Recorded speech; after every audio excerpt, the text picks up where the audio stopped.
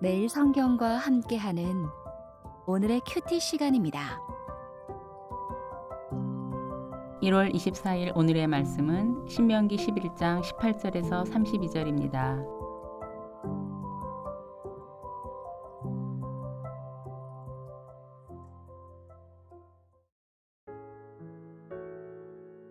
이러므로 너희는 나의 이 말을 너희의 마음과 뜻에 두고 또 그것을 너희의 손목에 메어 기호를 삼고 너희 미간에 붙여 표를 삼으며 또 그것을 너희의 자녀에게 가르치며 집에 앉아 있을 때에든지 길을 갈 때에든지 누워 있을 때에든지 일어날 때에든지 이 말씀을 강론하고 또 내 집 문설주와 바깥문에 기록하라.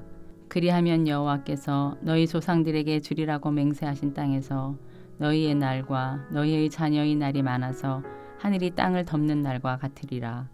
너희가 만일 내가 너희에게 명하는 이 모든 명령을 잘 지켜 행하여 너희의 하나님 여호와를 사랑하고 그의 모든 도를 행하여 그에게 의지하면 여호와께서 그 모든 나라 백성을 너희 앞에서 다 쫓아내실 것이라. 너희가 너희보다 강대한 나라를 차지할 것인즉 너희의 발바닥으로 밟는 곳은 다 너희의 소유가 되리니 너희의 경계는 곧 광야에서부터 레바논까지와 유브라다 강에서부터 서해까지라. 너희의 하나님 여호와께서 너희에게 말씀하신 대로 너희가 밟는 모든 땅 사람들에게 너희를 두려워하고 무서워하게 하시리니 너희를 능히 당할 사람이 없으리라. 내가 오늘 복과 저주를 너희 앞에 두나니 너희가 만일 내가 오늘 너희에게 명하는 너희의 하나님 여호와의 명령을 들으면 복이 될 것이요 너희가 만일 내가 오늘 너희에게 명령하는 도에서 돌이켜 떠나 너희의 하나님 여호와의 명령을 듣지 아니하고 본래 알지 못하던 다른 신들을 따르면 저주를 받으리라. 내 하나님 여호와께서 내가 가서 차지할 땅으로 너를 인도하여 들이실 때에 너는 그리심 산에서 축복을 선포하고 에발 산에서 저주를 선포하라. 이 두 산은 요단강 저쪽 곧 해지는 쪽으로 가는 길 뒤 길갈 맞은편 모래 상수리 나무 곁에 아라바에서 거주하는 가나안 족속의 땅에 있지 아니하냐. 너희가 요단을 건너 너희의 하나님 여호와께서 너에게 주시는 땅에 들어가서 그 땅을 차지하려 하나니 반드시 그것을 차지하여 거기 거주할지라. 내가 오늘 너희 앞에 베푸는 모든 규례와 법도를 너희는 지켜 행할지니라. 시인은 시편 119편 34절에서 나로 하여금 깨닫게 하여 주소서 내가 주의 법을 준행하며 전심으로 지키리이다 라고 말합니다. 시인의 소망처럼 말씀을 전심으로 준행하며 지키는 복된 하루 되시길 예수님의 이름으로 축복합니다. 오늘 본문은 세 문단으로 나눌 수 있습니다. 18절부터 21절까지는 철저한 말씀 교육, 22절부터 25절까지는 순종함으로 차지할 땅, 26절부터 32절까지는 복과 저주의 갈림길입니다. 본문의 내용입니다. 먼저 18절부터 21절입니다. 모세는 이스라엘 백성들에게 하나님의 말씀을 마음과 뜻에 간직하고 새기라고 다시 당부합니다. 나아가 말씀을 손목에 메고 미간에 붙여 보이게 하라고 합니다. 또한 자녀들에게 가르치되 주일날만 아니라 집에 있을 때나 집을 떠나 있을 때나 하루가 끝날 때나 하루가 시작될 때나 항상 말씀을 가르치라고 합니다. 가족들이 출입하는 집 문설주와 바깥문에도 기록하여 오고 가며 말씀을 보고 읽게 하라고 합니다. 수많은 유혹과 공격이 있는 가나안 땅에서 이스라엘의 성공은 오직 하나님 말씀을 따르는 데 있기 때문입니다. 하나님은 약속의 땅에서 이스라엘이 잠시 반짝하는 것이 아니라 세대에서 세대를 이어가면서 땅 위에 하늘이 있는 동안 계속 그 땅을 차지하며 하나님의 큰 일을 보기를 바라십니다. 다음으로 22절부터 25절입니다. 모세는 이스라엘 백성들이 하나님의 명령을 잘 지키고 하나님을 사랑하고 하나님의 길을 따르고 하나님께 충성할 때에 일어날 일들에 대해 말합니다. 이스라엘이 발바닥으로 밟는 곳이 다 이스라엘의 소유가 됩니다. 그 경계는 요단강 서편에 한정되지 않습니다. 남쪽의 강야와 북쪽의 레바논과 동쪽의 유브라데 강과 서쪽의 지중해까지입니다. 이 경계는 신명기 1장 7절에서도 언급되었고 여호수아서 1장 3절에서는 여호수아에게도 그대로 계승되는 비전의 경계입니다. 이스라엘은 하나님의 큰 일을 통해 하나님의 위대하심을 너무 잘 알고 있기에 강대한 나라들 앞에서도 당당할 수 있습니다. 그 어떤 나라도 하나님보다 클 수 없기 때문입니다.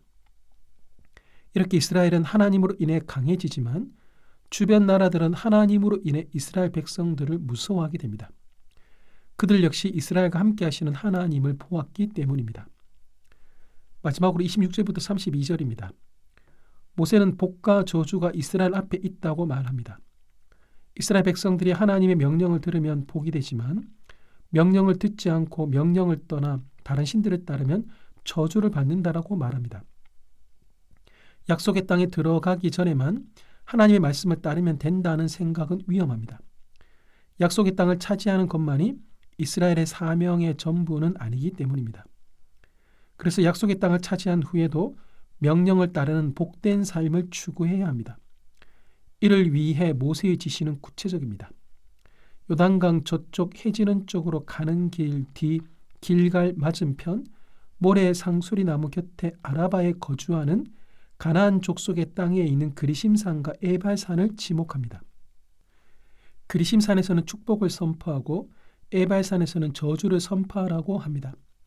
하나님은 이스라엘을 통해 새로운 나라, 새로운 사회를 세우고자 하시기에 약속의 땅을 차지한 후에도 이스라엘이 힘써야 할 것은 하나님의 명령을 마음 다해 지키는 것입니다. 자녀들이 집에 있든 길을 가든 누울 때든 일어날 때든 항상 말씀을 가르쳐야 했던 것처럼 이스라엘은 요단강 동쪽에 있든 요단강 서쪽에 있든 번영하여 영토가 확장되든 이민족의 공격으로 위기에 처하든 하나님의 말씀에 순종함에 따르는 것, 바로 그것이 이스라엘의 존재 이유입니다. 하나님은 어떤 분이십니까? 언제 어디서나 하나님의 말씀을 따르는 복된 삶을 살기를 바라십니다.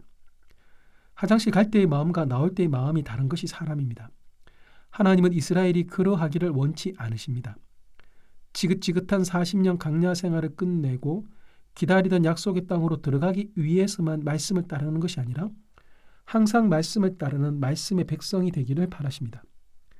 구별된 시간을 통해 하나님을 예비하며 알아가는 것도 중요하지만 하나님의 임재가 언제나 그리고 모든 곳에 있다 보니 일상의 모든 곳과 모든 시간에서 하나님의 말씀에 따르고 하나님과 동행하기를 바라십니다. 모든 일상에서 하나님의 말씀과 함께 하십시오. 말씀은 하나님은 하나님의 크기로, 문제는 문제의 크기로 각자의 자리로 돌아가게 합니다. 그래서 하나님은 더 크게 보이고 앞에 놓인 문제들은 더 작아 보이게 합니다. 말씀을 묵상하고 말씀을 준행하면서 이런 복을 누리는 하루 되시면 좋겠습니다. 우리에게 주시는 교훈은 무엇입니까? 말씀을 적용하는 태도는 구체적이어야 하지 두리뭉실해서는 안 됩니다. 본문에는 구체적이고 세밀한 지시들이 나옵니다. 개인적으로는 말씀을 손목에 메고 미간에 붙이라고 합니다. 가정적으로는 집 문설주와 바깥 문에 서서 붙이라고 합니다. 국가적으로는 요단강 저쪽 곧 해지는 쪽으로 가는 길 뒤 길갈 맞은편 모래 상수리 나무 곁에 아라바에 거주하는 가나안 족속의 땅에 있는 그리심산에서는 축복을, 에발산에서는 저주를 선포하라라고 말합니다. 개인이나 가정이나 이를 넘어서는 교회와 같은 더 큰 공동체가 말씀을 실천하기 위해서는 그 적용이 구체적이어야 합니다. 구체적인 적용을 하지 않는 것은 실천하지 않겠다라는 것과 별반 다르지 않습니다. 말씀을 가까이 하기 위해 어떤 구체적인 노력을 하고 계십니까? 진정한 자유는 얽매이지 않는 것이 아닙니다. 자원함으로 얽매이는 것이 사랑이고 참 자유입니다. 구체적인 적용을 통해 오늘 하나님과 사랑의 얽매임을 가져보면 어떻겠습니까? 기도하겠습니다. 하나님, 말씀을 묵상하고 말씀을 준행하면서 하나님의 복을 누리는 하루가 되게 하소서. 또 말씀을 구체적으로 적용하고 실천하면서 하나님을 향한 저의 사랑을 드러내 보이는 하루가 되게 하소서. 예수님의 이름으로 기도합니다. 아멘.